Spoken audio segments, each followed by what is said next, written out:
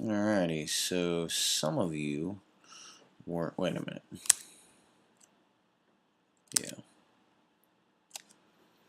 Alrighty, so some of you guys are probably going to ask, Mr. Bible, how are we using the constant velocity formula?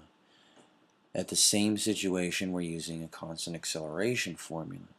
There's actually a little secret to this. It's because we treat it as a bunch of different situations. We don't treat it like one big situation. And the answer is actually used in determining this formula here. So we're going to learn both, where this formula comes from and why we can use both constant velocity and acceleration equations in our lab today. Okay, so to start off, this formula actually is derived from the constant velocity formula. Okay, so first thing we want is to find displacement, because that's what's in this formula. Oh, crap. Crap. Ugh. Okay, that is what is in this formula. We're trying to find delta x here. So the problem is that this v here can only be constant velocity. This is what constant velocity looks like. But in constant acceleration, isn't the average velocity equivalent to what would be a constant velocity? Okay, if we use the average velocity for a certain situation, then this could work. Okay, so we do that. From there, we get this. Because if the initial velocity is here, the final velocity is here, and it's just a straight line in between, well then the average height of that line is add the two up and divide by 2. So this formula here is just as useful as this formula here. Matter of fact, some of you guys have asked, don't we have a formula with v's, t's, and delta x in it? And I've said no, but actually here it is. This isn't the end though. Okay, this also essentially graphically, what does this look like on an actually increasing an accelerating displacement graph? Well, let's take a look. There we go. This is a program I like to use called GeoGebra. And this is the graph of displacement for something that is accelerating. Okay. Well, when we say, look, we're just going to take the average velocity, essentially what that's doing is saying, look, we're going to treat these like they're not a bunch of curves and like they're a bunch of straight lines. So then, in other words, we approximate the graph to look like this instead. Okay, a bunch of little straight lines. So this here, this in itself is constant velocity. It's different from this one, but this one is constant velocity as well. Likewise with all these little chunks of this displacement graph.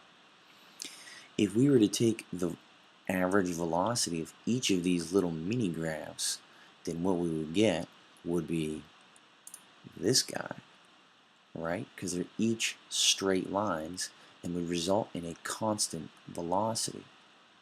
Okay, this is what you call a step function, or a I guess you might call it a piecewise function.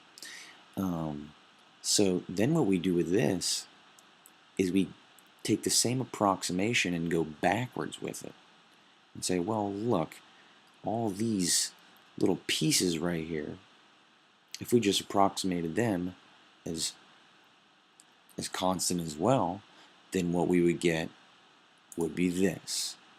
So it's like we approximate here, then we unapproximate here. That's actually pretty common in determining a lot of physics formulas later on. So this right here, it should be obvious. This guy here can get us this guy, which is the acceleration graph. So So math-wise, the way that looks is we take this and we distribute this t and distribute this divided by 2. It looks like that. Okay, some of this is starting to look familiar. Well, this f here, this f is right there. This was vi, this is vf. How did we get from here to there? Well, acceleration. So this vf actually came from this right here, constant acceleration. So solvity solve. Vf is equal to at plus vi. So we take this and plug it in for this vf. That looks like that. It's like 12 o'clock, sorry, I'm getting a little groggy. So, a little bit more math here. Simplify this expression by distributing the 1/2 and the t, and you get that. Look familiar?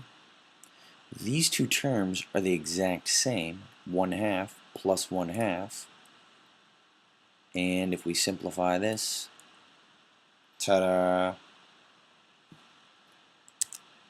So again, what we're doing today more specifically is